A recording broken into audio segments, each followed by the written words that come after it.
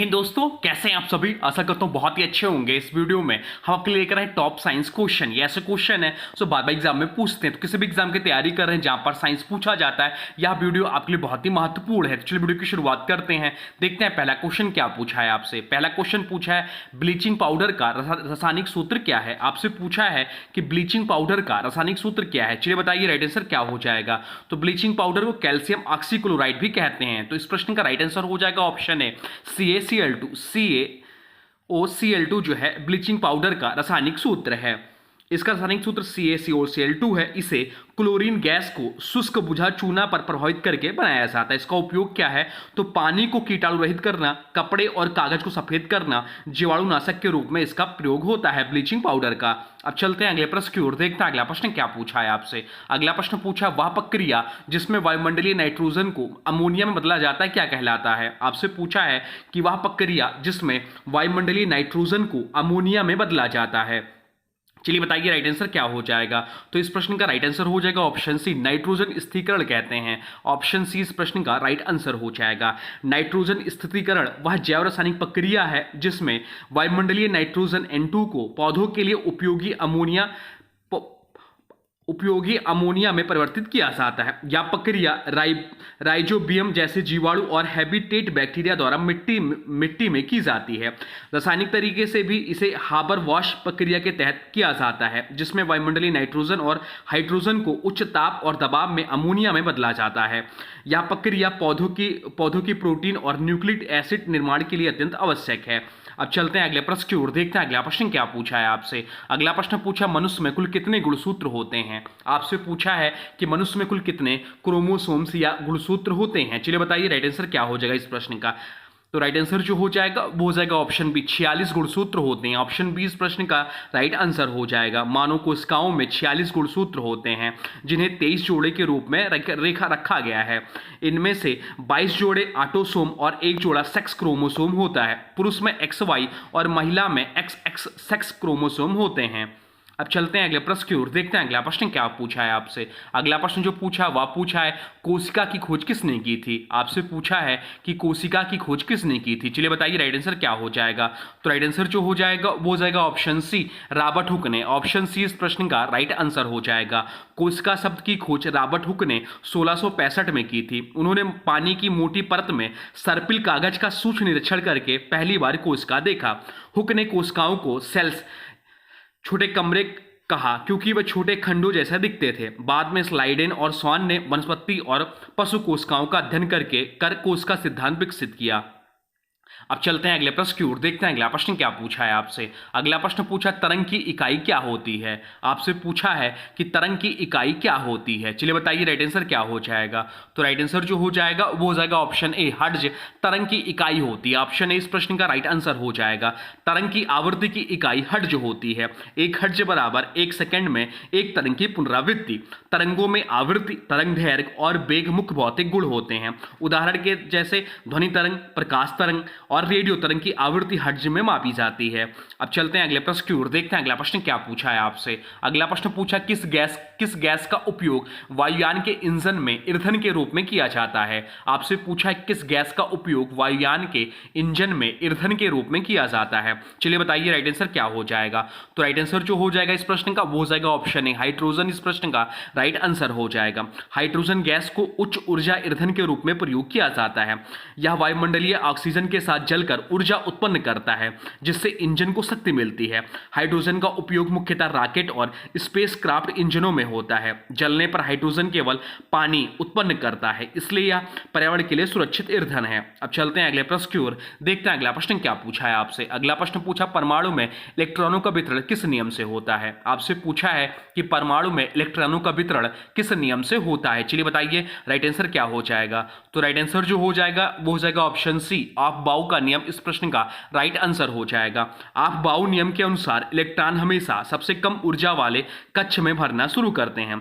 इसका अर्थ है कि इलेक्ट्रॉन धीरे धीरे ऊर्जावान कक्षों में जाते हैं। इस नियम का प्रयोग परमाणु के इलेक्ट्रॉनिक कॉन्फ़िगरेशन को निर्धारित करने को किया जाता है। उदाहरण के तौर पे जैसे ऑक्सीजन को लेते हैं तो ऑक्सीजन का परमाणु क्रमांक जो होता है 8 होता है। इसका जब इलेक्ट्रॉनिक विन्यास जो होगा वो होगा 1s2 1s2 2s2 2p4 2 4 2 2 4 2 8। अब चलते हैं अगले प्रश्न की ओर, देखते हैं अगला प्रश्न क्या पूछा है आपसे। अगला प्रश्न पूछा, रुधिर में ऑक्सीजन का परिवहन किसके द्वारा होता है। आपसे पूछा है कि रुधिर में ऑक्सीजन का परिवहन किसके द्वारा होता है। चलिए बताइए राइट आंसर क्या हो जाएगा। तो राइट आंसर जो हो जाएगा वो हो जाएगा ऑप्शन सी, हीमोग्लोबिन इस प्रश्न का राइट आंसर हो जाएगा। हीमोग्लोबिन एक प्रोटीन है जो लाल रक्त कोशिकाओं में पाया जाता है या ऑक्सीजन को फेफड़ों से शरीर के सभी ऊतकों तक ले जाता है। हीमोग्लोबिन में आयरन होता है जो ऑक्सीजन के अणुओं को बांधता है। कार्बन डाइऑक्साइड का परिवहन भी हीमोग्लोबिन द्वारा कुछ हद तक होता है, लेकिन मुख्य रूप से प्लाज्मा में घुलकर। अब चलते हैं अगले प्रश्न की ओर, देखते हैं अगला प्रश्न क्या पूछा है आपसे। अगला प्रश्न पूछा, वायु का प्रमुख घटक कौन है। आपसे पूछा है कि वायु का प्रमुख घटक कौन है। चलिए बताइए राइट आंसर क्या हो जाएगा। तो राइट आंसर जो हो जाएगा वो हो जाएगा ऑप्शन सी, नाइट्रोजन इस प्रश्न का राइट आंसर हो जाएगा। वायुमंडल में नाइट्रोजन की मात्रा जो है वह 78% है, या प्रतिशत मात्रा जो वायुमंडल में इसकी है या 78% है। ऑक्सीजन दूसरा है, दूसरा प्रमुख घटक ऑक्सीजन है जो लगभग 21% वायु में पाया जाता है। ऑक्सीजन जो है या 21% वायुमंडल में पाया जाता है। शेष 1% में कार्बन डाइऑक्साइड, हाइड्रोजन, अन्य गैसों और जलवाष्प शामिल है। नाइट्रोजन मुख्य रूप से जीवों के लिए प्रोटीन और न्यूक्लिक एसिड का निर्माण करते हैं। अब चलते हैं अगले प्रश्न की ओर, देखते हैं अगला प्रश्न क्या पूछा है आपसे। अगला प्रश्न पूछा है, मनुष्य की आंख का कौन सा भाग प्रकाश को केंद्रित करता है। आपसे पूछा है कि मनुष्य की आंख का कौन सा भाग प्रकाश को केंद्रित करता है। चलिए बताइए राइट आंसर क्या हो जाएगा। तो प्रकाश को जो केंद्रित करता है वह लेंस करता है। ऑप्शन सी इस प्रश्न का राइट आंसर हो जाएगा। लेंस आंख का वह पारदर्शी भाग है जो प्रकाश को फोकस करके रेटिना पर छवि बनाता है। ऑप्शन में दिया कॉर्निया, तो कॉर्निया भी प्रकाश को मोड़ने में मदद करती है, लेकिन मुख्य फोकसिंग जो है लेंस ही है। रेटिना की बात करें तो रेटिना वह परत है जहां प्रकाश से बनी छवि पाई जाती है और तंत्रिका संकेतों में बदलकर मस्तिष्क को भेजी जाती है। पुतली जो है, पुतली क्या करती है, तो पुतली का काम जो है वह प्रकाश की मात्रा को नियंत्रित करती है। अब चलते हैं अगले प्रश्न की ओर, देखते हैं अगला प्रश्न क्या पूछा है आपसे। अगला प्रश्न पूछा, बिजली के प्रवाह के लिए कौन सा माध्यम सबसे अच्छा होता है। आपसे पूछा है कि बिजली के प्रवाह के लिए कौन सा माध्यम सबसे अच्छा होता है। चलिए बताइए राइट आंसर क्या हो जाएगा। तो राइट आंसर जो हो जाएगा वो हो जाएगा ऑप्शन बी, तांबा इस प्रश्न का राइट आंसर हो जाएगा। तांबा एक उत्कृष्ट चालक है और इसमें विद्युत का प्रतिरोध बहुत कम होता है, इसलिए इसे वायर और केबल बनाने में प्रमुख रूप से उपयोग किया जाता है। लकड़ी, कांच और प्लास्टिक विद्युत के अच्छे इंसुलेटर हैं और इनसे बिजली नहीं बहती। तांबे के अलावा एल्युमिनियम का भी उपयोग बिजली के तारों में होता है, लेकिन तांबा अधिक कुशल है।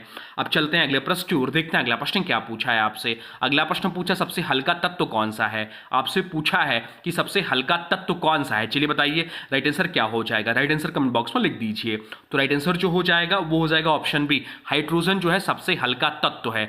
ऑप्शन बी इस प्रश्न का राइट आंसर हो जाएगा। हाइड्रोजन परमाणु संख्या 1 वाला तत्व है। क्या है इसका परमाणु संख्या, तो परमाणु संख्या जो इसका 1 है। इसका परमाणु द्रव्यमान 1 U है। 1 U में एटॉमिक मास यूनिट, जो इसे सभी तत्वों में सबसे हल्का बनाता है। यह गैस रूप में भी हल्की है और सूर्य और तारों में मुख्य ईंधन है। हीलियम भी हल्का है लेकिन हाइड्रोजन से भारी है। अब चलते हैं अगले प्रश्न की ओर, देखते हैं अगला प्रश्न क्या पूछा है आपसे। अगला प्रश्न पूछा, पेंसिलिन की खोज किसने की थी। आपसे पूछा है कि पेंसिलिन की खोज किसने की थी। चलिए बताइए राइट आंसर क्या हो जाएगा। तो राइट आंसर हो जाएगा ऑप्शन ए, अलेक्जेंडर फ्लेमिंग ने की थी। ऑप्शन ए इस प्रश्न का राइट आंसर हो जाएगा। पेंसिलिन एक एंटीबायोटिक दवा है। इसकी खोज 1928 में अलेक्जेंडर फ्लेमिंग ने की थी। उन्होंने देखा कि पेनिसिलियम कवक ने स्टेफिलोकोकस बैक्टीरिया को नष्ट कर दिया। यह खोज आधुनिक चिकित्सा में संक्रमणों के उपचार में क्रांति लेकर आई। अब चलते हैं अगले प्रश्न की ओर, देखते हैं अगला प्रश्न क्या पूछा है आपसे। अगला प्रश्न पूछा है, कौन सी ग्रंथि मास्टर ग्रंथि कहलाती है। आपसे पूछा है कि कौन सी ग्रंथि जो है मास्टर ग्रंथि कहलाती है। चलिए बताइए राइट आंसर क्या हो जाएगा। तो राइट आंसर जो हो जाएगा वो हो जाएगा ऑप्शन बी, पिट्यूटरी ग्रंथि जो है या मास्टर ग्रंथि कहलाती है। ऑप्शन बी इस प्रश्न का राइट आंसर हो जाएगा। पिट्यूटरी ग्रंथि जो है मस्तिष्क के आधार पर स्थित होती है। इसे मास्टर ग्रंथि कहा जाता है क्योंकि यह शरीर की अन्य ग्रंथियों जैसे थायराइड, एड्रिनल, गोनेट्स के हार्मोन उत्पादन को नियंत्रित करता है। यह विकास, प्रजनन, मेटाबॉलिज्म और जल लवण संतुलन जैसी प्रक्रियाओं में महत्वपूर्ण भूमिका निभाती है। अब चलते हैं अगले प्रश्न की ओर, देखते हैं अगला प्रश्न क्या पूछा है आपसे। अगला प्रश्न जो पूछा है वह पूछा है, डीएनए अणु में कितने प्रकार के नाइट्रोजन बेस होते हैं। डीएनए अणु में कितने प्रकार के नाइट्रोजन बेस होते हैं यह आपसे पूछा है। चलिए बताइए राइट आंसर क्या हो जाएगा। तो डीएनए जिसका फुल फॉर्म होता है deoxyribonucleic acid. Deoxyribonucleic acid DNA का पूरा नाम है, या भी पूछ लेता है। इसमें 4 प्रकार के नाइट्रोजन बेस होते हैं। कितने प्रकार के? तो 4 प्रकार के नाइट्रोजन बेस होते हैं। कौन कौन से होते हैं? तो एडेनिन होते हैं, एडेनिन है, थाइमीन है, एडेनिन है, थाइमीन है, गुआनिन है और साइटोसिन है। एडेनिन हमेशा थाइमीन से और गुआनिन हमेशा साइटोसिन से जुड़ता है। ये बेस डीएनए की डबल हेलिक्स संरचना में जीन सूचना को संग्रहित करने का काम करते हैं। अब चलते हैं अगले प्रश्न की ओर, देखते हैं अगला प्रश्न क्या पूछा है आपसे। अगला प्रश्न पूछा, हाइड्रोजन गैस को सर्वप्रथम किसने खोजा? आपसे पूछा है कि हाइड्रोजन गैस को सर्वप्रथम किसने खोजा। चलिए बताइए राइट आंसर क्या हो जाएगा। तो राइट आंसर जो हो जाएगा वो हो जाएगा ऑप्शन है हेनरी कैवेंडिश। इस प्रश्न का राइट आंसर हो जाएगा। हाइड्रोजन गैस को 1766 में हेनरी कैवेंडिश ने खोजा। उन्होंने देखा कि धातु जैसे जिंक और एसिड के प्रतिक्रिया से एक उड़ने वाली गैस निकलती है। इस गैस को बाद में लुइस लाबुजिए ने हाइड्रोजन नाम दिया, जिसका अर्थ है पानी बनाने वाला। हाइड्रोजन जलने पर पानी का निर्माण करता है।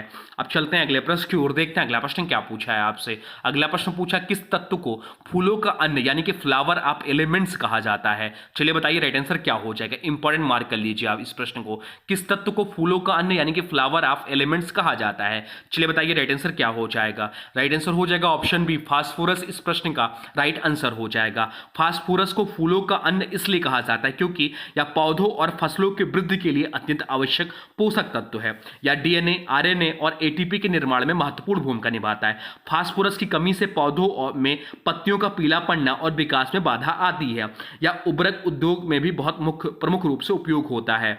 अब चलते हैं अगले प्रश्न की ओर, देखते हैं अगला प्रश्न क्या पूछा है आपसे। अगला प्रश्न पूछा है, सबसे अधिक ऊर्जा देने वाला पोषक तत्व कौन है। आपसे पूछा है कि सबसे अधिक ऊर्जा देने वाला पोषक तत्व कौन सा है। चलिए बताइए राइट आंसर क्या हो जाएगा। तो फैट या वसा जो है सबसे अधिक ऊर्जा देने वाला सूत्र है।